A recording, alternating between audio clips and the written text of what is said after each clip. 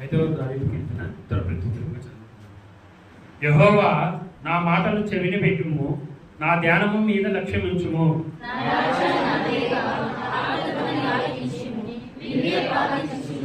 యెహోవా ఉదయమున నా కంఠస్వరము నీకు వినబడును, ఉదయమున నా ప్రార్థన నీ సన్నిధిని సిద్ధము చేసి కాచియుందును.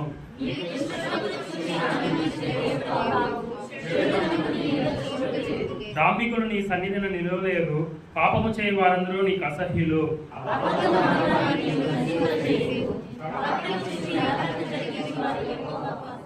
పరిశుద్ధుడు పరిశుద్ధుడు పరిశుద్ధుడు అని నిత్యం కిరీకుల చేత కొని ఆడబడుతున్నా ప్రియ పరలోకపు తండ్రి, నీ ఘనమైన శ్రేష్టమైన ఉన్నతమైన నామానికి స్తుతులు స్తోత్రములు చెల్లిస్తున్నాం ప్రభా. ఈ రోజు వరకు మమ్మల్ని సజీవ లెక్కలో ఉంచిన విధానాన్ని బట్టి నీ కృతజ్ఞతాస్తుతులు చెల్లిస్తున్నామయ్యా.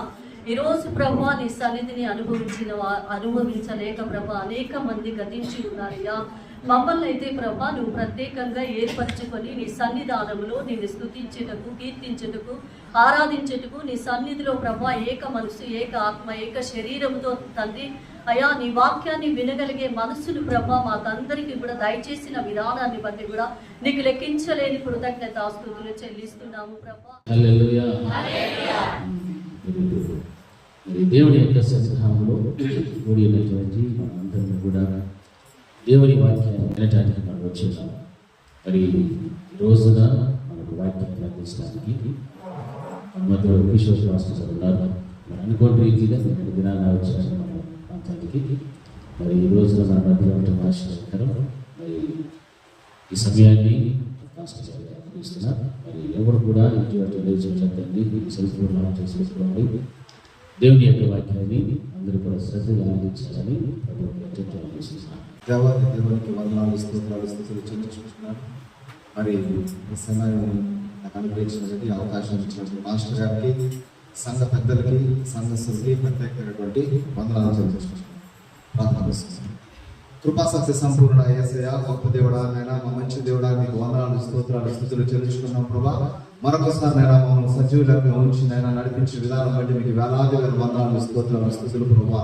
ఇదిగోనైనా ఈ పరిశుద్ధమైన దినము నా ప్రభా మీ వాక్యాన్ని నైనా ధ్యానించి ఆ వాక్యానుసారమైన జీవితం మాలో ఉండడానికి సహాయం చేయండి. ఈ వాక్యం నైనా మాలో పనిచేసి నా ప్రభా ఇదిగోనైనా మీ రాజ్యంలో, మీ నిత్య రాజ్యంలోకి అర్హులుగా సంపాదించుకోవడానికి సహాయపడండి నా ప్రభా.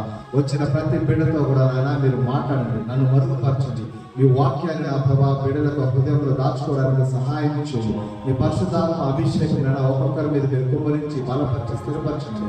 యేసు నామములో అడిగి వేడుకొని ప్రతి నమ్ముతండి. వాక్యం చూసినట్లయితే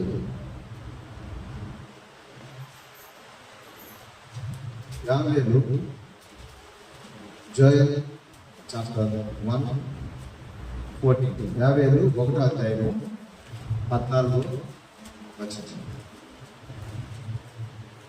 ఉపవాస దినం ప్రతిష్ఠించి కొత్త దినమును ఏర్పరిచి యెహోవాను ప్రతిమాలు పొందితే ఇద్దరును దేశంలోని జనజనులను మీ దేవుడైన యెహోవా మందిరమును సమకూర్చుడి. ఉపవాస దినము ప్రతిష్ఠించుడి, వ్రత దినము ఏర్పరచుడి, యెహోవాను బతిమాలుకొనుటకై పెద్దలను దేశంలోని జనులందరినీ మీ దేవుడైన యెహోవా మందిరములో సమకూర్చుడి. హల్లెలూయా. ఈ వాక్యము ఒక ఫాస్టింగ్ ప్రేయర్ గురించి ప్రవక్త చెప్తున్నాడు. ఇజ్రాయెల్ ప్రజలకి ఒక హెచ్చరిస్తున్నాడు ఆయన. ఏమంట ఈ ఫాస్టింగ్ ప్రేయర్లో మనం ముఖ్యంగా మనము దీంట్లో వాక్యంలో గమనించుకుంటే రెండో వరుస చూస్తే యెహోవాను బతిమాలుకొనుటకై, యెహోవాను ఏం చేయాలంట?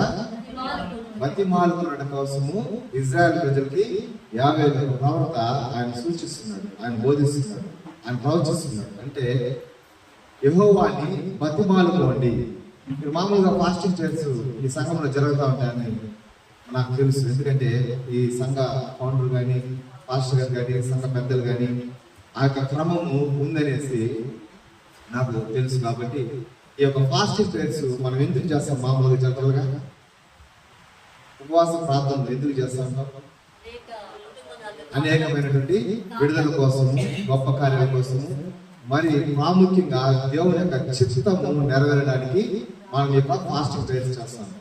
మరి ఎక్కువ శాతము ఫాస్టింగ్ ప్రేయర్స్ మనం చూసినట్లయితే 70% ఒక గొప్ప విడుదల కలగడానికి, అంటే ఒక పర్సనల్ వ్యక్తి కోసం కాదు కానీ ఒక సంఘానికి కానీ ఒక సమాజానికి కానీ ఒక దేశానికి కానీ ఒక గొప్ప విడుదల పొందుకోవడానికి ఈ ఫాస్టింగ్ ప్రేయర్స్ మనం చేస్తాం. ఎందుకంటే చరిత్ర ఆ విధంగా మనకు చూసేసింది. పాత నిబంధన గ్రంథంలో చూసినట్లయితే అనేకమైన గొప్ప కార్యాలు ఫాస్టింగ్ ప్రేయర్స్ ద్వారా విడుదల పొందుకున్నట్లుగా చూస్తాం.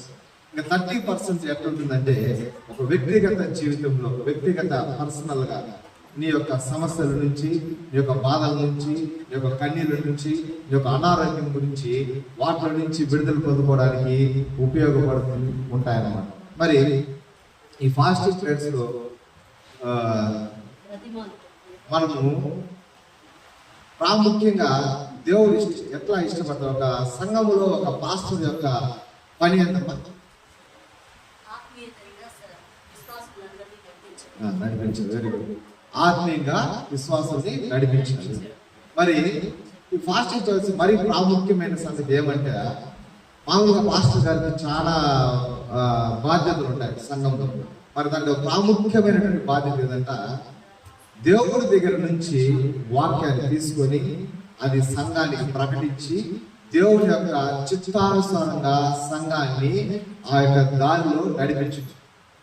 రెండో పని ఏమంటే, సంఘంలో ఉన్నటువంటి సమస్యలని, వ్యక్తిగత సమస్యలని, వాటి మీరు ఏదైతే దేనికి మీకు అడ్డుగా ఉన్నదో వాటిని మీ దగ్గర నుంచి తీసుకొని ఆయన సన్నిధిలో వాటిని పెట్టడం. ఈ రెండు చాలా ప్రాముఖ్యమైనటువంటి పనులు. మన పాత నిబంధన గ్రంథంలో చూసుకున్నట్లయితే మనం అనేక మంది యాజకులు ఆ పని చేసేవారు. అంటే దేవుని సన్నిధిలో నుంచి వాక్యాన్ని తీసుకొని ఆయన మాటలు తీసుకొని దాన్ని ప్రజలకి అందించేవాళ్ళు. ప్రజల సమస్యల్ని దేవుని సన్నిధిలో పెట్టేవాళ్ళు. మరి నూతన నిబంధన గ్రంథంలోకి మనం వచ్చినప్పుడు యేసుక్రీస్తు ప్రభు రక్తం చేత కడగబడిన ప్రతి బిడ్డ కూడా దేవుడు కోరుకునేది ఏమంట, పర్సనల్ గా నీతో నివాసం చేయాలని ఆయన కోరుకుంటున్నాడు. వ్యక్తిగత జీవితంలో ఆయన ఇన్వాల్వ్ కావాలని కోరుకుంటున్నాడు. అందుకని అపోస్తలుడైన పౌలు మనం చూసినట్లయితే 1 కొరింథీయులు 6:19-20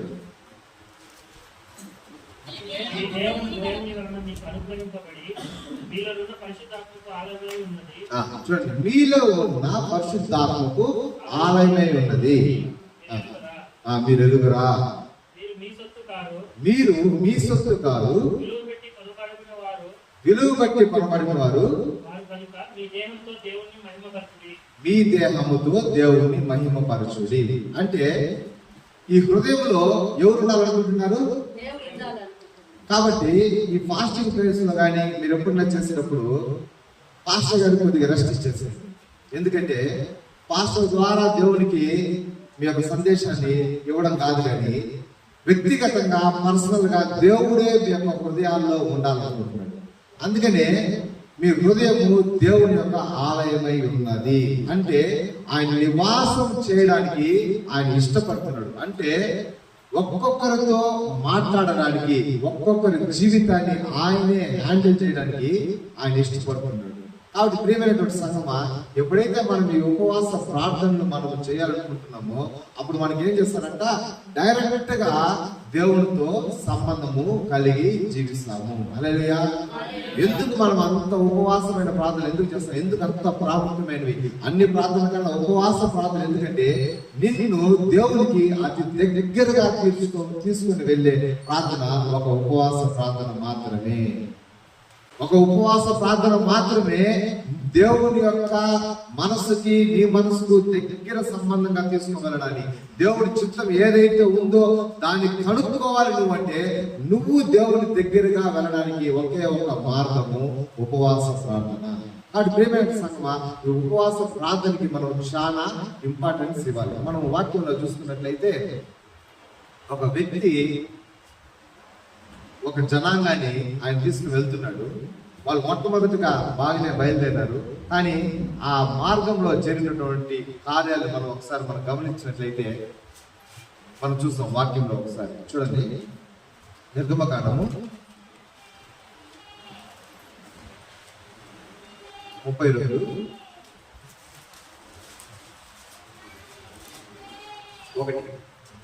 మోషే కొండ దిగి ఎదగకుండా తడువు చేయుట ప్రజలు చూచినప్పుడు ఆ ప్రజలు చాలు చూడండి, ఇక్కడ ఏమంట, మోషే కొండ దిగకుండా తడువు చేయుట ప్రజలు చూచినప్పుడు. హల్లెలూయా. ఇప్పుడు బాగా గమనిస్తే ఈ వాగ్దాన దేశానికి వెళ్ళాలని నిర్ణయించుకున్నటువంటి ఇజ్రాయెల్ ప్రజల్ని వాళ్ళు ఏం చేశారంట, వాళ్ళకి ఒక నాయకుడు ఏర్పడ్డాడు. ఎవరిని ఏర్పరిచిన నాయకుడుగా? మోషే. ఎందుకంటే మీకు చాలా బైబిల్ జ్ఞానం బాగుంటుందని నాకు తెలుసు, ఎందుకంటే మీరు ఆ విధమైనటువంటి ఫౌండేషన్ నుంచి వస్తున్నారు కాబట్టి. మోషేని నాయకుడిగా ఎన్నుకున్నారు. ఏ ప్రజలైతే ఇరుకు, ఇబ్బందులు, బానిసత్వము, బాధలు అనుభవిస్తున్న ప్రజల్ని విడిపించి కానాను దేశానికి నడిపించాలనే ఒక ప్రణాళిక దేవుడు ఎప్పుడైతే వాళ్ళ మొరలు విన్నాడో, ఆ మొరలు విన్నాక ఏమనుకున్నాడు, నా ప్రజల్ని విడిపించాలి, అబ్రహాము, ఇస్సాకు, యాకోబుకు చేసిన వాగ్దానాన్ని ఈ ప్రజల పట్ల నేను నెరవేర్చాలి అని వాళ్ళు మొరలు విని ఏం చేసినట్ట, అక్కడి నుంచి వాళ్ళని విడుదల కలిగజేసి, మరి అక్కడి నుంచి విడుదల కలిగజేసినప్పుడు ఎన్ని తెగులు ఉన్నాయమ్మా మనకు? 10 తెగులు. 10 తెగుళ్ళ ద్వారా విడుదల కలిగజేసుకుంటా వచ్చినాడు. మరి ఆ 10 తెగుళ్ళు ఎవరి కోసం చేశాడు?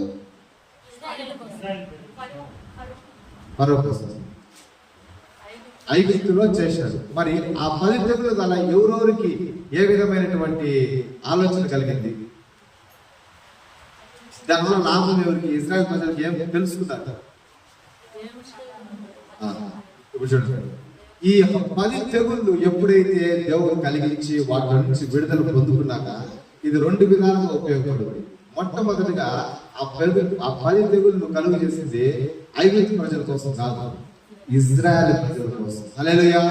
ఎందుకంటే నేను సర్వశక్తిమంతుడును, సర్వాధికారిని, సైనికుడికి అధిపతికి యెహోవాను, నేను మిమ్మల్ని ఇక్కడి నుంచి విడిపించి ఇక్కడి నుంచి తీసుకువెళ్తున్నాను కానాను దేశానికి. అంటే ఇలాంటి సమస్యలు గుండా మీరు బయటపడితే నా మీద విశ్వాసం కలిగి, నా మీద నమ్మకం కలిగి మీరు ఉంటారు కాబట్టి మీకు నేను ఒక శాంపుల్ గా చూసి, అంటే నేను ఎవరు మిమ్మల్ని నమ్మి నేను వస్తున్నాను అంటే ఈ ప్రజలు దేవుడి పట్ల అంత నమ్మకాన్ని కలిగించుకోవడానికి కోసము దేవుడు ఏం చేస్తున్నాడంట, ఆ 10 తెగులను కలిగించడం. ఆ 10 తెగుల ద్వారా వీళ్ళు ఏం చేయాలి? యాక్చువల్ గా అయితే వీళ్ళు నేర్చుకోవాలి. అంటే మా దేవుడు బలమైన దేవుడు, ఆయన సైన్యములకు అధిపతి అయిన దేవుడు, ఆయన నమ్మదగిన దేవుడు, ఆయన వాగ్దానం చేసిన దేవుడు దేశానికి నన్ను ఖచ్చితంగా తీసుకుని వెళతాడు అన్న నమ్మకము ఇజ్రాయెల్ ప్రజలకి ఉండాలి.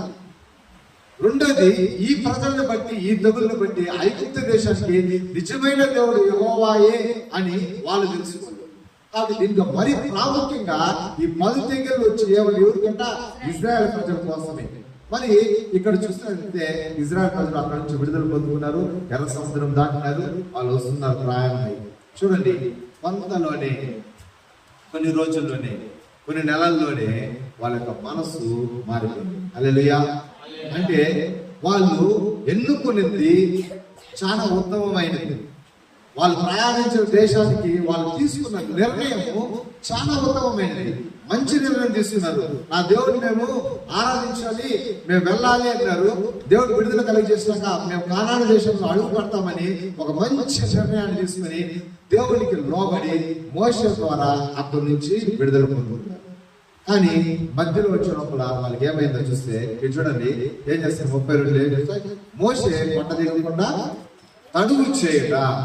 అంటే మోషే గారు ప్రతిసారి కొండ మీదకి వెళ్ళడము, ప్రార్థన చేయడము, ఇజ్రాయెల్ ప్రజలకు బోధించడం, ఇది క్రమంగా జరుగుతా ఉంది. మరి ఇక్కడికి వచ్చేటప్పుడు 32వ అధ్యాయానికి మోషే కోసము వీళ్ళు ఎదురు చూస్తున్నారు. ఏమనేసి, కొండకి పైకి పోయినాడు అని ఇజ్రాయెల్ ప్రజలకు బాగా తెలుసు. అందుకనే ఆ వాక్యం చాలా చక్కగా ప్రజలు చూచినప్పుడు అని వాక్యాన్ని బాగా మనం చదవాలి, ఒక్కొక్క పాయింట్ గా. ప్రజలు చూసినప్పుడు అంటే ప్రతిసారి మోషే చేసే పని ఈసారి కూడా చూసినారు. అంటే మోషే కొండ ఎక్కినాడు, ఇంకా రాలా, కానీ ప్రజలు చూస్తా ఉన్నారు ఎప్పుడు వస్తారా అని. కానీ మోషే గారు ఏమంట, ఆయన తడువు చేస్తాడు, అంటే ఆలస్యం చేస్తున్నాడు. ఎందుకంటే ఎక్కువ అక్కడే ఉండడానికి ఆయన సన్నిధి కోరుకుంటున్నాడు, ఎక్కువ ఆయనతో సహవాసం ఉండడానికి. ప్రభా నేను ఇంకా కొన్ని రోజులు మీతో గడపతా. అప్పటికి ఎన్ని రోజులు అయింది? 40 రోజులు 40 days. మొట్టమొదటిగా ఫాస్టింగ్ ప్రేయర్ బైబిల్లో ఎవరు చేసినట్టు? మోషే గారు ఫాస్టింగ్ ప్రేయర్ చేసినట్టు మనకు వాక్యం చెప్తుంది. అంటే 40 రాత్రి పగలు ఆయన ఉపవాసం ఉండి ఆ యొక్క వాగ్దానాలు తీసుకోవడానికి, ఆ యొక్క ప్రజాజ్ఞలు తీసుకోవడానికి ఆయన అక్కడ ఉంటే ఈ ప్రజలు వెంటనే ఏం చేస్తున్నారట, ఇంకా మోషే రాలేదని వెంటనే వాళ్ళ యొక్క మనసులు మారిపోయింది. వెంటనే ఇప్పుడంటే వాళ్ళ 10 తెగులు మర్చిపోయినారు, వాళ్ళ బంధకాలు మర్చిపోయినారు, వాళ్ళ ఇరుకు ఇబ్బందులు మర్చిపోయినారు, ఎర్ర సముద్రం దాటిని మర్చిపోయినారు, అన్ని మర్చిపోయి మారాను మధురంగా చేసింది మర్చిపోయినారు.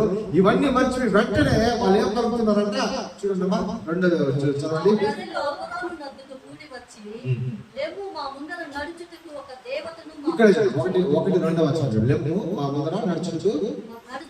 దేవతను మా కొరకు చేయుడు.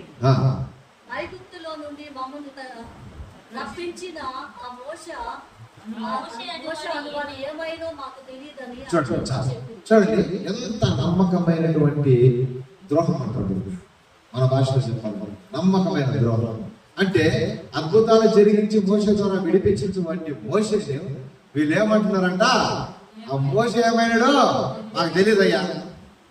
ఎంత నమ్మకమైనటువంటి ద్రోహం అంటే ఇజ్రాయెల్ ప్రజలకి వెంటనే ఆ కఠినమైన హృదయం వాళ్ళు వచ్చేసింది. అంటే చేసిన మేలని మర్చిపోయినారు, వెంటనే తిరుగుబాటు స్వభావము వాళ్ళలో మొదలైంది.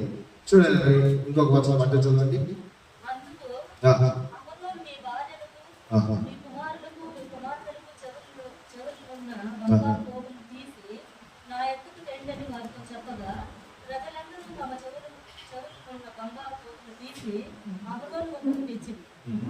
అతడు వారి యొక్క వాటిని తీసుకొని పోగలతో రూపము ఏర్పరిచి దానిని కోత కోసిన దూడగా చేశాడు. అహరోన్ ఏమంట, ఆయన ఏం చేస్తున్నాడంట, వీళ్ళ యొక్క బాధని భరించలేకుండా వీళ్ళు ఏం చేస్తారో, వీళ్ళు మూర్ఖులు, వీళ్ళు దుష్టులు అనేసి మీరు నెక్స్ట్ వర్షంలో చూస్తే కనబడుతుంది. వీళ్ళు అట్లాంటి పరిస్థితులు ఉన్నారని అహరోన్ని అక్కడ చంపేస్తారనేసి మీ నగలంతా తీసుకురండి అయ్యా, మీ నగలంతా పెట్టండి ఇక్కడ, మీకంతా ఒక చేస్తానని చెప్పి ఆయన ఒక దూడను తయారు చేసి వాళ్ళు ఏం చేస్తారు చూడండి. ఈ మాట చాలా దేవుడిని బాధ పెట్టింది. చూడండి ఇక్కడ, అప్పుడు వారు, ఓ ఇజ్రాయేలు, ఐగుప్తు దేశంలో నుండి నిన్ను రప్పించిన నీ దేవుడు ఇదే అనేది. హల్లెలూయా. అంటే ఎంత కఠినమైనటువంటి మాటలు మాట్లాడారు వాళ్ళు, ఎంత కఠినమైన అంటే దేవుడిని మరిచిపోయి వాళ్ళు ఏం చేస్తారంట, ఒక దూడని, ఒక బంగారు దూడని వాళ్ళు చేసి, మనిషితో చేసి అమరంతో చేయబడిన దూడని వాళ్ళు పూజిస్తూ నిన్ను విడుదల చేసేటువంటి దేవుడు ఇదే అన్నారు. అప్పుడు దేవుడికి చాలా కోపం వచ్చేసింది. అంటే దేవుడు ఎంత శాంతమూర్తిలో దానికి ఆ మాటకి ఆయన ఏం చేసినంట చాలా రగిలిపోయింది. దేవుడికి చాలా బాధపడ్డాడు దేవుడు. అందుకనే ఇక్కడ వాక్యంలో మనం చూసుకున్నట్లయితే చూడండి ఏం చెప్తున్నారట, 32:7 చూడండి.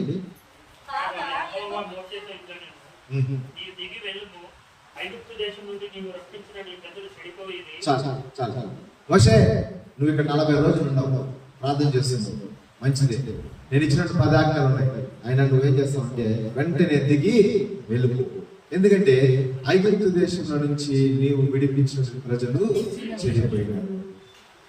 చూడండి ప్రియమైనటువంటి సంగమా, ఈ ఒక 6వ మాట చూసి 6వ వాక్యం ఒకసారి చదువుకోండి.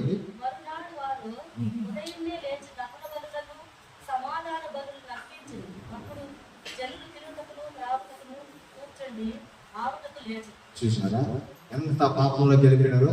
ఏం చేశారంటే అప్పుడు జనులు తినుటకు త్రాగుటకు కూర్చుండి ఆడుటకు లేచినారు. అంటే వాళ్ళకి ఏ మాత్రం కూడా దేవుడు అంటే భయము లేకుండా పోయింది. తిన్నారు, తాగినారు, అది సరిపోలేదనేసి ఇంకేం చేశారంట, ఆడడానికి లేదు. అంటే మరిచిపోయినారు. అంటే వాళ్ళు ఏం చేస్తున్నారన్న సంగతి వాళ్ళు మరిచిపోయినారు. ఈరోజు ప్రియమైన సంగమా, మనం ఆరంభము చాలా పరిశుద్ధంగా ఉంటుంది, మన ఆరంభము చాలా పవిత్రంగా ఉంటుంది, మన ఆరంభము చాలా దేవుడికి ఇష్టకరంగా ఉంటుంది. ఈరోజు ఇజ్రాయెల్ ప్రజలకి మనకు పెద్ద తేడా లేదు. మీరు బాగా ఆలోచించినట్లయితే ఇజ్రాయెల్ ప్రజలకి మనకు ఎటువంటి తేడా ఉండదు. ఎందుకంటే మన ప్రవర్తన వాళ్ళకి భిన్నంగా ఏమిలా, వాళ్ళకు అనుకూలంగా వాళ్ళతో పాటుగానే ఉంటుంది. కాకపోతే కొద్దిగా డిఫరెంట్ ఉంటుంది అంతే, ఇంకేం లేదు.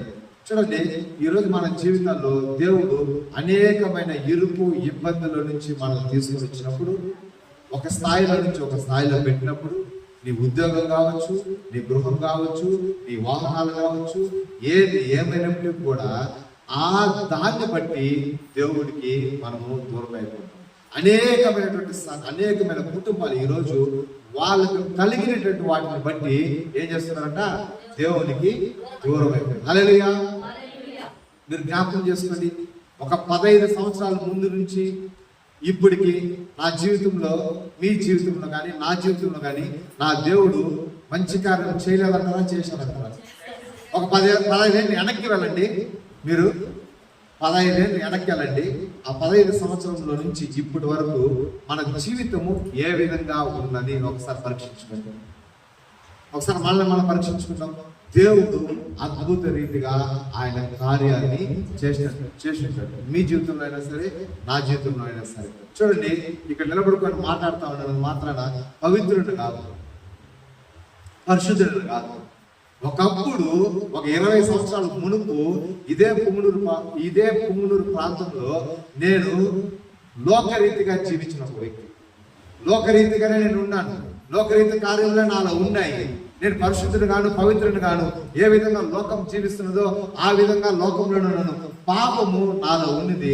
అయినప్పటికీ మహాకృపను బట్టి, ఆయన కృపను బట్టి, ఆయన వాక్యాలను బట్టి నన్ను ఆయన దగ్గరికి చేర్చి ఆయన రక్తంతో నన్ను కడిగి నన్ను పరిశుద్ధుని చేశాడు. హల్లెలూయా. ఒకప్పుడు నేను పాపినే, ఇదే పుంగనూరు ప్రాంతంలో నేను నివసించినాను చాలా సంవత్సరాలు. ఒకప్పుడు నేను పాపినే, అలాంటి పాపిని నన్ను నశింపజేయకుండా ఆయన మహాకృప చేత, ఆయన రక్తం చేత నన్ను కడిగి ఆయన ఈ సన్నిధిలో నిలబెట్టాడు. హల్లెలూయా. ఎప్పుడు ఆయన సన్నిధిలోకి మనం వెళ్ళినప్పుడు, ఆయన సన్నిధిలోకి ప్రభువా ఇదిగో నేను వస్తున్నాను, నీ దగ్గరికి, నా పాపాలు క్షమించు అన్నప్పుడు ఆయన నిన్ను నన్ను కడిగి శుద్ధిపరచడానికి ఆయన సిద్ధంగా ఉన్నాడు. హల్లెలూయా. మన ప్రియమైన సంగమా, ఈరోజు మన జీవితాల్లో మనం ఏ విధంగా ఉన్నామో మనల్ని ఒకసారి ఆలోచించుకోవాలి. చూడండి, వాళ్ళు చేసినటువంటి ద్రోహాన్ని బట్టి వెంటనే దేవుడి యొక్క తీర్పు ఏ విధంగా వస్తుందో మనం చూస్తే 32:10 చూడండి. నా కోపం వారి మీద మండును, నేను వారిని కాల్చివేసి నిన్ను గొప్ప జనంగా చేయాలని మోషేతో చెప్పాను. ఏమంటే దేవుడు వెంటనే ఏం చేస్తాడంటే, మోషే నువ్వు ఊరుకోండు అంటే, ఊరుకోండి అంటే ఏమని అర్థము, మోషే అడ్డుపడుతున్నాడు అని అర్థం. ఊరుకోండి అంటే అర్థమైంది, మోషే అడ్డుపడుతున్నాడు. ఏమని అడ్డుపడుతున్నాడు, ఊరుకోండు, వాళ్ళ మీద నా కోపం రగులుతుంది, వాళ్ళని నేను కాల్చివేసి నిన్ను గొప్ప జనముగా చేసేదను. దేవుడు మనం అనుకుంటాము ప్రేమస్వరూపి, కరుణామయుడు, ఆయన కనికరం కలిగినాడు, దయ కలిగిన వాడు, ఇవన్నీ మంచివే, ఇట్లా ఏ ఒక్కటి కూడా తప్పు లేదు. ఒక పక్క, ఇంకొక పక్క ఆయన దహించు అగ్ని ఉన్నాడు. హల్లెలూయా. ప్రియమైన సంగమా, నాకైనా మీకైనా అవకాశాలు ఒక్కసారి మాత్రమే వస్తాయి.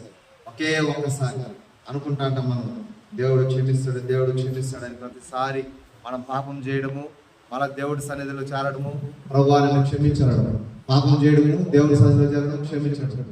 ప్రతి ఒక్కడు పరిశుద్ధాత్మ పొందుకొని, ఎవడైతే బాప్తిసం తీసుకొని రక్షణ మార్గంలో నడిచి తిరిగి పాపం చేశాడు, వాడు ఎక్కడ ఉంటాడంట, వాడు న్యాయ పీఠం ఎదుట వాడు నిలబడతాడు. మీరు అనుకోవచ్చేమో, దేవుడు కరుణామూర్తి, నేను రక్షణ తీసుకున్నా, బాప్తిసం తీసుకున్నా, ఈ చిన్న పాపమే కదా, ఇది చేసేస్తా, మళ్ళా దేవుడు క్షమించేస్తాడు, మళ్ళా మనము సండే మళ్ళా యథావిధంగా మనం వెళ్ళిపోవచ్చు. నీ ప్రతి పాపము ఆడ లెక్కలో ఉంటుంది.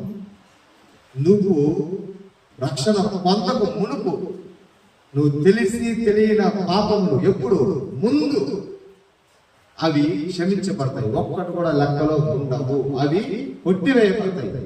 అయినా నిజమైన దేవుడిని తెలుసుకొని తిరిగి నువ్వు పాపం చేస్తే నువ్వు ఎక్కడ నిలబడాలంట, బిఫోర్ ద జడ్జిమెంట్ ముందర నువ్వు నిలబడాలి. నీకు శిక్ష ఖచ్చితంగా ఉంటుంది. హల్లెలూయా. ఈరోజు వాక్యాన్ని తప్పుగా అర్థం చేసుకుని శిక్ష ఉండదులే క్రైస్తవులు కానీ అనేక మంది ఏం చేస్తున్నారంట, పాపములోనే జీవిస్తున్నారు.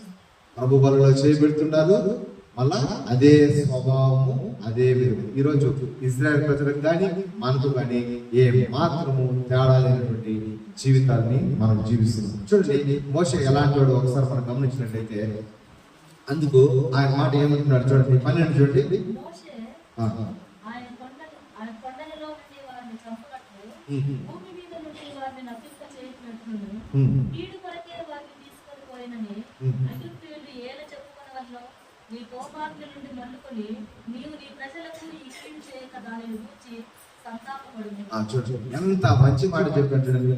మోషే నువ్వు ఊరుకుంటూ వాళ్ళని తగ్గిస్తానంటే ఆ యొక్క స్థితిలో, ఆ యొక్క పొజిషన్ లో నేనైనా మీరు వదిలే నేనే ఉంటే ఏం చెప్తా తెలుసా? అవును ప్రభా, వీళ్ళ కోసం ఎంతో ఫాస్టింగ్ ఉంది, ఇంత కష్టపడి 40 రాత్రులు పగలు నేను ఉన్నాను, వీళ్ళ కోసం నేను ఇంతగానే కష్టపడ్డాను, మీరు మరి ప్రభా వాళ్ళు గ్రహించేది. ఎందుకంటే ఆ యొక్క పవర్ లేదనమాట. కానీ మోషేకి ఒక గుణం ఉంది. ఆయన ఏమని ఉంది వాక్యంలో? ఎలాంటి హల్లెలూయా. వాళ్ళు అలాంటి పని చేస్తున్నప్పుడు కూడా దేవుణ్ణే ఓదార్చడానికి ప్రయత్నం చేసిన వ్యక్తి. హల్లెలూయా. అలాంటి మనసు ఎప్పుడు వచ్చిందంట ఆయనకి? అలాంటి మనసు ఎక్కడ పొందుకున్నాడు ఆయన? దేవుని సన్నిధిలో 40 రోజులు రాత్రి పగళ్ళు ఆయన ఉపవాసం ఉండడం ద్వారా ఆయన పొందుకున్నటువంటి ఆ యొక్క ఓపిక అనొచ్చు, ఆ యొక్క మంచి మనసు. అంటే నశింపజేస్తాను, అగ్నితో కాల్చి వేస్తాను వీళ్ళన్నప్పుడు ప్రభువా కనికరించి ప్రభువా. ఐగుప్తు ప్రజలు వాళ్ళు తీసుకుని అడవుల సంపేదనగా వాళ్ళు తీసుకుపోయినారు, కొండల సంపేదనగా అనుకుంటారు ప్రభువా. నువ్వు ఒకసారి జ్ఞాపకం చేసుకో ప్రభువా.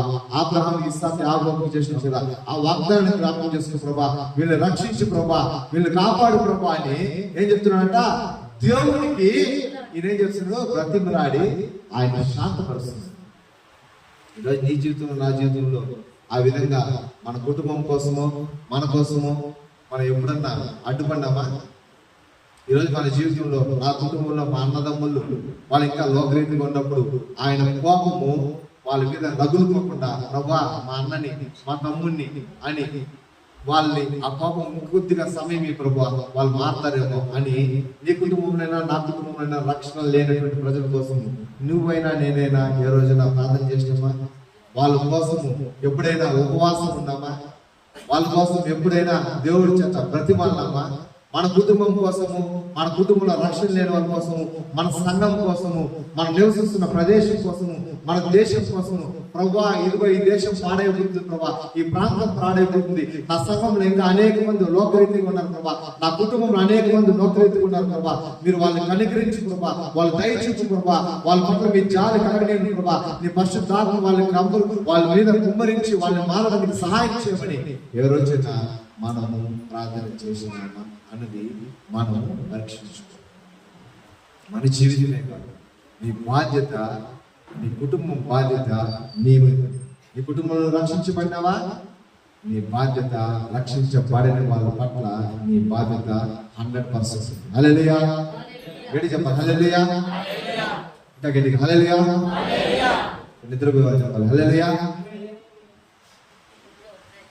అందరూ యాక్టివ్గా పరాలి. ఆ విధమైనటువంటి భారము నీ హృదయంలో, నా హృదయంలో ఉండాలి. మోషే గారికి భారం ప్రభువా కనికరించు, దయచూపించు ప్రభువా, ఆ బిడ్డలకి బ్రతకని ప్రభువా, నువ్వు చేసిన వాగ్దానానికి వాళ్ళు వచ్చారు. ఈరోజు నా జీవితంలో, నీ జీవితంలో, మన కుటుంబంలో మనమంతా రక్షించబడి ఒకే అన్నదమ్ములుగా, ఒకే తల్లిని కడుపున పుట్టిన బిడ్డలమైన మనము, ఒకే రక్త సంబంధమైనటువంటి మనము కొంతమంది ఎత్తబడి కొంతమంది విడవబడితే అది ఎంత దౌర్భాగ్యం ఒకసారి ఆలోచించు. నీ కుటుంబంలోనైనా నా కుటుంబంలోనైనా ఇంకా ఆ పరిస్థితి ఉన్నారు అంటే దానికి పూర్తి బాధ్యత వహించాల్సింది నువ్వు, నేను మాత్రం. హల్లెలూయా. కాబట్టి ఈ విధమైనటువంటి ఆయనకి మంచి మనసు ఏ విధంగా వచ్చిందంటమ్మా? ఫాస్టింగ్ ప్రేయర్స్ అంటే దేవుని సన్నిధిలో ఉపవాసం చేశారు కాబట్టి ఆ యొక్క శక్తిని ఆయన పొందుకున్నట్టుగా చూస్తున్నాం. మరి ఈరోజు మనము ఆ విధమైనటువంటి మనసును కలిగి మనం జీవించాలంటే వాక్యాన్ని ఒకసారి చూసుకుందాము. అపోస్తలుడైన పౌలు రోమీయులకు రాసిన పత్రిక 12వ అధ్యాయం 1-2. కాబట్టి సహోదరులారా పరిశుద్ధమును దేవునికి అనుకూలమైన సజీవ యాగముగా మీ శరీరములను ఆయనకు సమర్పించుకున్నదని దేవుని వాక్యమును బట్టి మిమ్మల్ని బతిమాలుకొనుచున్నాను. ఇట్టి సేవ యుక్తమైనది. మీరు ఈ లోక మర్యాదను అనుసరింపక ఉత్తమమును అనుకూలమును సంపూర్ణమై ఉన్న దేవుని చిత్తం మీద పరీక్షించి తెలుసుకున్నట్లు మీ మనస్సు మారి నూతన మగుట వలన రూపాంతరం పొందింది. హల్లెలూయా. అపోస్తలుడైన పౌలు చాలా చక్కగా ఆయన చెప్తున్నాడు. ఏం చెప్తున్నాడంట? ఈ లోక మర్యాదను అనుసరింపగా అంటే ఆ కింద వాక్యం చూడండి, ఫుట్ నోట్లో చూడండి. అంటే లోకం ఏదైతే చేస్తున్నదో దానిని నువ్వు చేయకుండా ఏం చేయాలన్నా ఆయన ఉత్తమమును అనుకూలమును సంపూర్ణమైన దేవుని చిత్తమేదో పరీక్షించి తెలుసుకున్నట్లు. ఇప్పుడు దేవుని చిత్తాన్ని మనం పరీక్షించాలి. అంటే నీ పట్ల నా పట్ల దేవుని చిత్తం ఏదైతే ఉందో మనకంటే తెలుసు. ఎట్లా మీరు కనుక్కుంటారు? దేవుడు ఈ కార్యాన్ని చేశాడు. ఇప్పుడు మీరు ఎప్పుడన్నా మీరు ఆలోచించినారా? దేవుని సన్నిధిలో కూర్చున్నప్పుడు నేను ఈ భూమి మీదకి ఎట్లా వచ్చినానో నాకు తెలియదు. మీకేమైనా తెలుసు మీరు ఎట్లా వచ్చినానో? పుట్టినప్పుడు మనకు తెలియదు. మరి పుట్టినప్పుడు మనము నా పట్ల దేవుని యొక్క ఉద్దేశము ఏమై ఉన్నది అని ఎప్పుడన్నా మిమ్మల్ని మీరు పరీక్షించుకున్నారా? ప్రభువా, నేను పుట్టినాను, మా తల్లిదండ్రులకి నేను పెరుగుతున్నాను, మరి ఈ లోకంలో నాకు కావాల్సినవన్నీ నాకు ఇచ్చినారు, మీరు నాకు ఒక మంచి ఉద్యోగం ఇచ్చినారు, ఒక కుటుంబం ఇచ్చినారు, ఈ యొక్క లోకంలో బతకడానికి కావాల్సినటువంటి సోర్సెస్ అన్ని నాకు ఇచ్చినారు, చాలా బాగుంటుంది.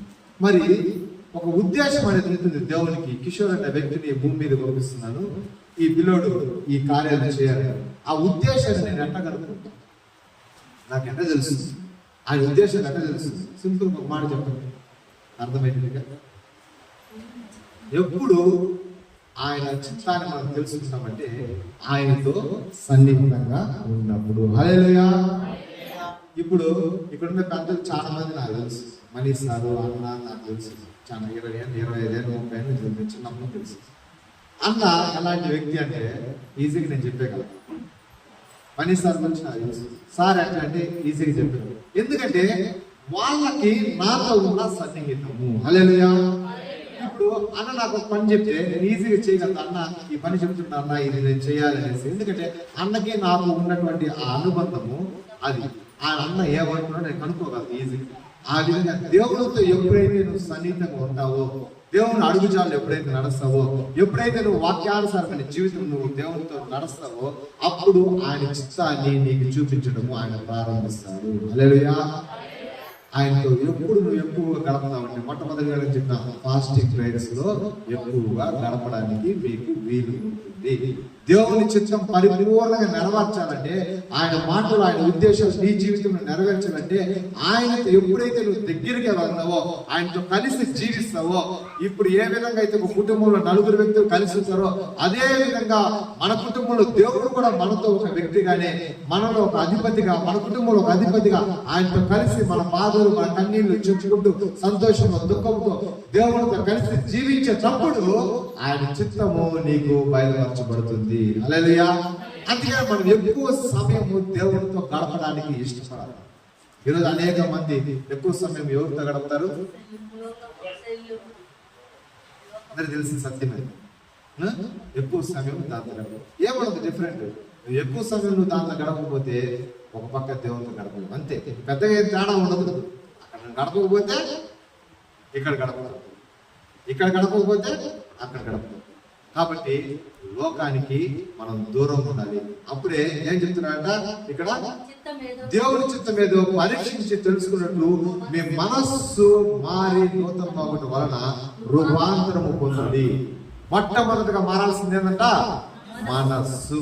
ఎప్పుడైతే మనం రక్షణ మార్గంలోకి వచ్చినామో, ఎప్పుడైతే ఆయన రక్తం చేత మనం కడగబడినామో, మనకు మారాల్సింది ఏమంట? మనస్సు.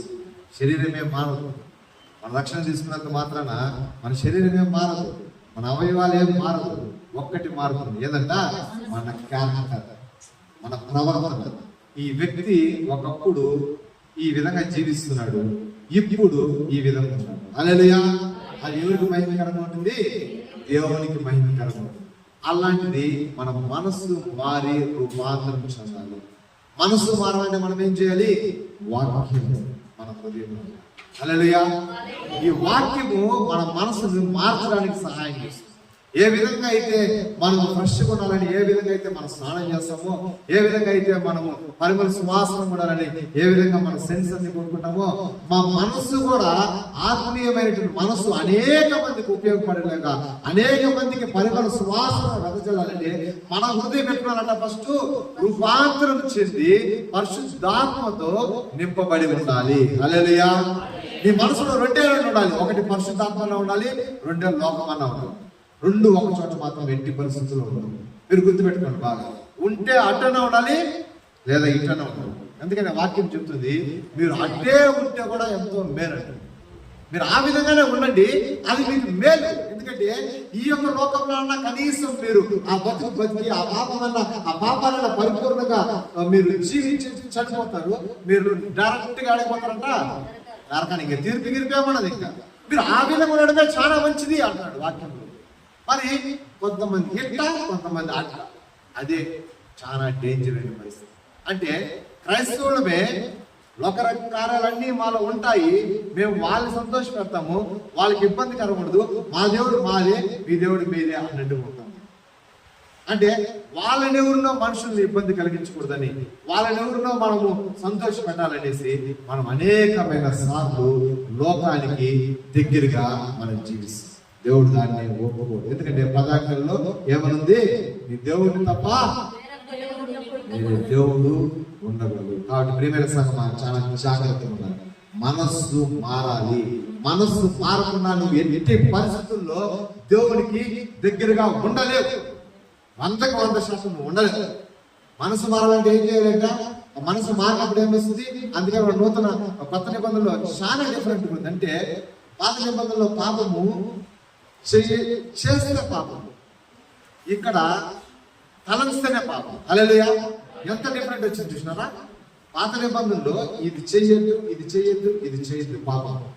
కొత్త నిబంధనలో ఇది చేస్తామా అని అనుకుంటేనే పాపం. అంటే మామూలుగా చూడడానికి, మైక్రోస్కోప్ లో చూడడానికి ఎంత తేడా ఉంటుందో అంత తేడా పాత నిబంధనకి కొత్త నిబంధన.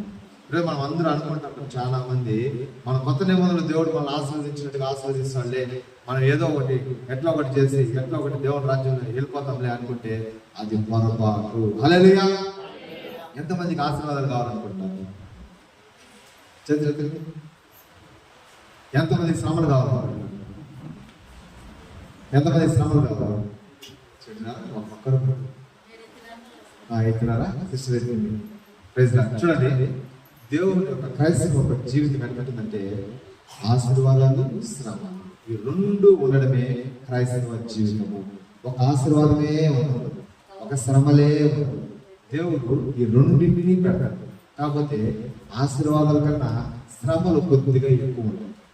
ఎందుకంటే ఈ భూలోకం మన పర్మనెంట్ కాదు, మనకు వేరే స్థలం ఉంది. కాబట్టి అక్కడికి ఆయన మనం తీసుకోవాలంటే ఆ శ్రమల గుండా నువ్వు వెళ్ళాలి, ఆ శ్రమల గుండా నువ్వు వెళ్ళాలి. కాబట్టి దేవుడు ఆ విధమైన తలంపులు కలిగి ఉన్నాడు. చూడండి, ఈరోజు నీ జీవితంలో, నా జీవితంలో దేవుడు ఏమి చేయాలని ఉద్దేశిస్తున్నాడో మనం బాగా గమనించినట్టే యేసయ్య 22 అధ్యాయము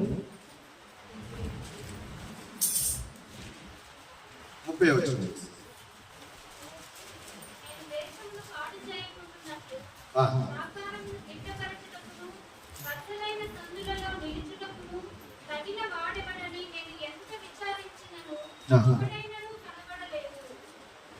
చూసినారా?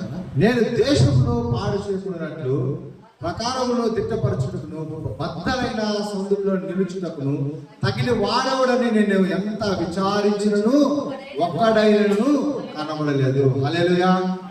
గట్టిగా హల్లెలూయా. అంటే దేవుడు ఒక కీడు చేయాలని ఉద్దేశించినప్పుడు దేవుడు వెంటనే ఆ కీడు చేయడండి. మీరు బాగా గమనించండి. దేవుడు కీడు చేయాలన్నప్పుడు వెంటనే ఆ కీడు చేయడు. ఆ కీడు రాకుండా ఏ వ్యక్తిగా ఉన్నాడా ప్రార్థన చేయడానికి వాళ్ళ కోసం అని ఎదురు చూస్తున్నా. అదే వాక్యం చెప్తుంది. అంటే నేను దీన్ని నాశనం చేయాలనుకుంటున్నా, కానీ బద్దలైన సందులలో నిలుచుటకు తగిన వాడవడని నేను ఎంత విచారించినను ఒక్కడైనను కనబడలేదు. హల్లెలూయా. ఈరోజు నీ జీవితంలో, నా జీవితంలో దేవుడి చిత్తం ఏంటో తెలుసిన, పాడైనటువంటి నీ గృహాన్ని కట్టుకోవడానికి ఆ మధ్యలో ఇటుక తప్పిపోయింది కదా, ఆ పిల్లర్ పోయింది. ఆ పిల్లర్కి నువ్వు కావాలి, నేను కావాలి. నీ సంఘంలో తప్పిపోయినటువంటి మార్పులు ఉన్నారు కదా వ్యక్తులు, వాళ్ళని సరి చేయడానికి నువ్వు నేను కావాలి. ఈ సమాజంలో, ఈ దేశంలో పాడవకుండా ఈ దేశం కోసం, ఈ సమాజం కోసం ప్రార్థన చేస్తా ప్రభువా అని మొరపెట్టడానికి నువ్వు నేను కావాలి. ఇలా ఒక వ్యక్తి దేవునికి కావాలి. దేవుని కార్యాలు, దేవుని కోపము, అగ్ని మండుకోకుండా దేవుని కోసము, ప్రజల కోసము పోరాడే ఒక వ్యక్తి కావాలి.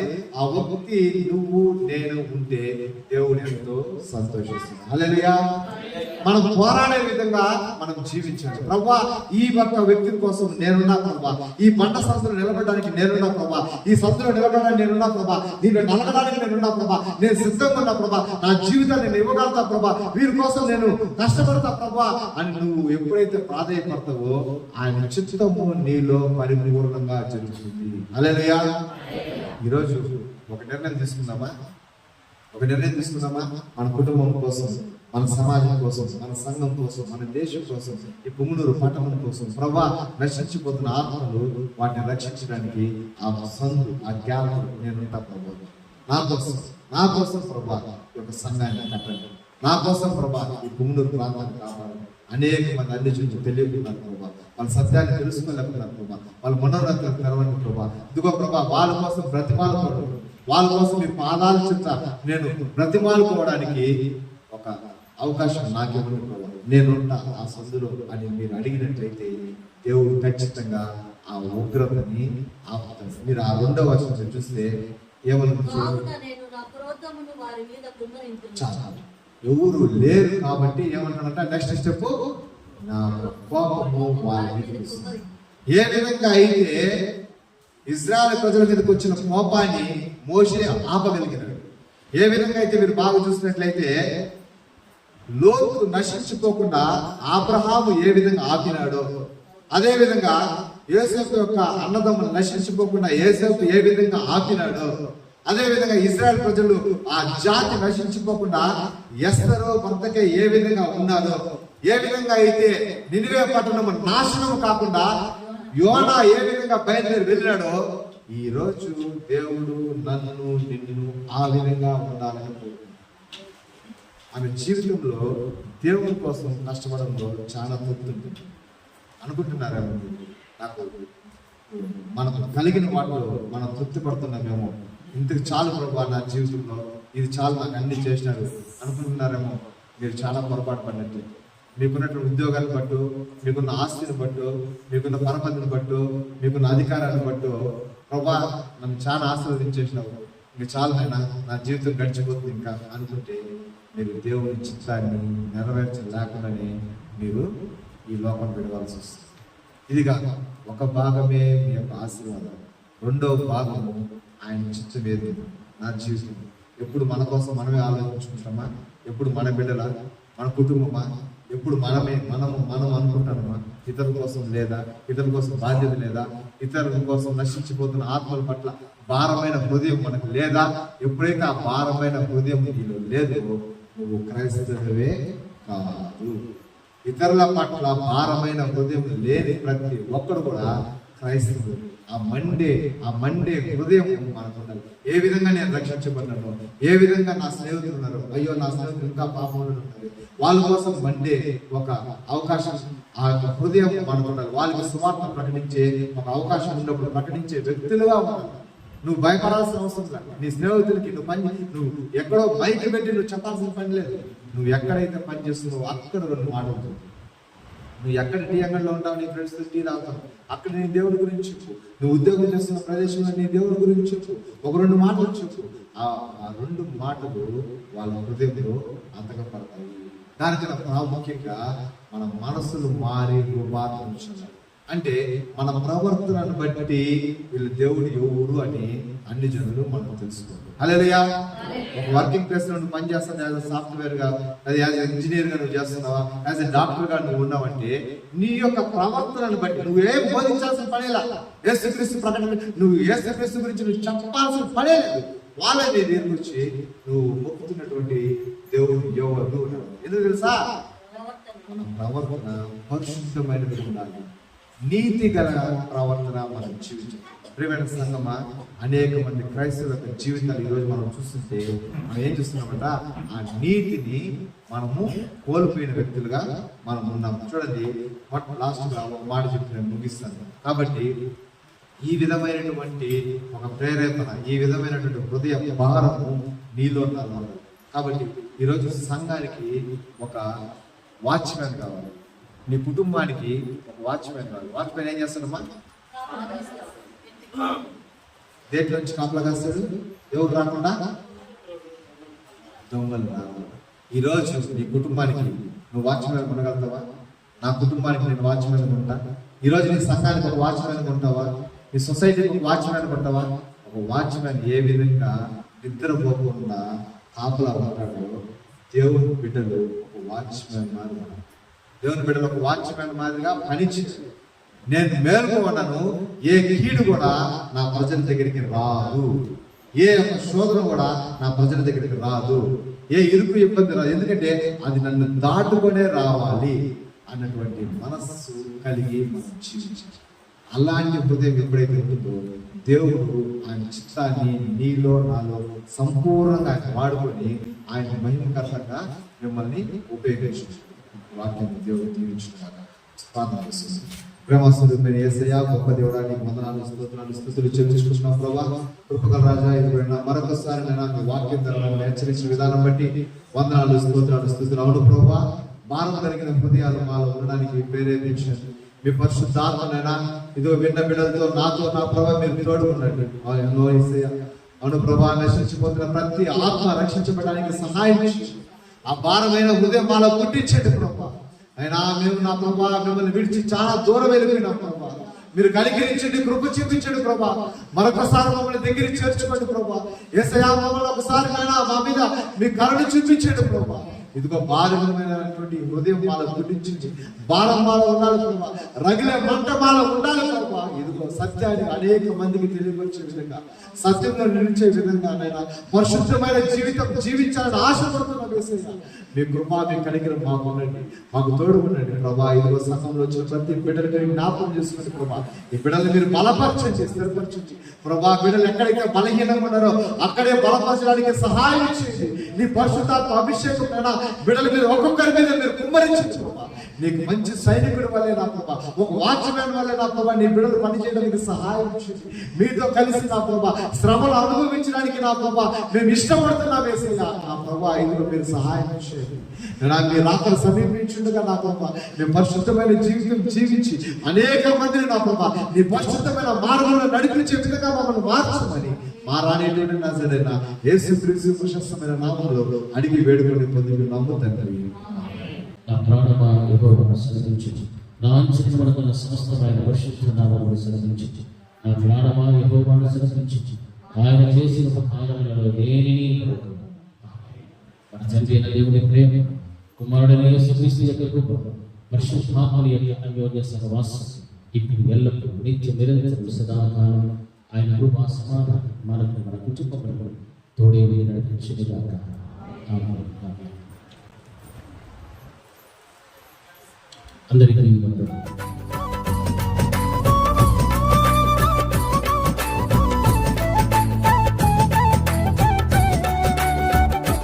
నువ్వు నా తోడు ఉన్నావయ్యా, నాకు భయమేల నా యేసయ్యా. నువ్వు నాలోనే ఉన్నావయ్యా, నాకు దిగులేల నా మెస్సయ్యా. నాకు భయమేలా, నాకు దిగులేలా, నాకు చింతేలా, నాకు భీతియేలా. నువ్వు నా తోడు ఉన్నావయ్యా, భయమేల నా యేసయ్యా.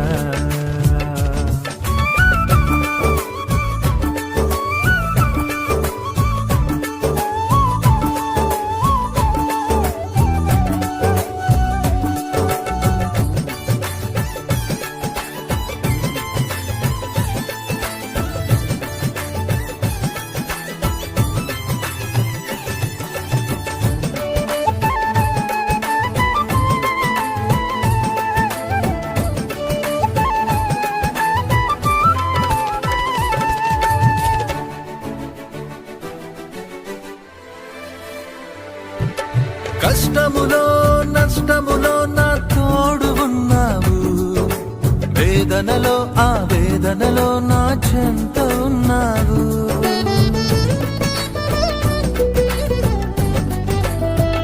ఆ కష్టములో నష్టములో నా తోడు ఉన్నావు, వేదనలో ఆ వేదనలో నా చెంత ఉన్నావు. అడిగిన వారికి ఇచ్చేవాడవు, వెదకిన వారికి దొరికే వాడవు.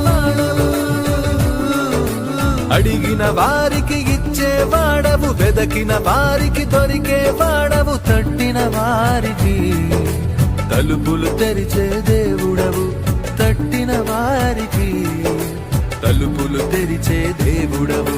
దేవా దేవా నీకే స్తోత్రం, దేవా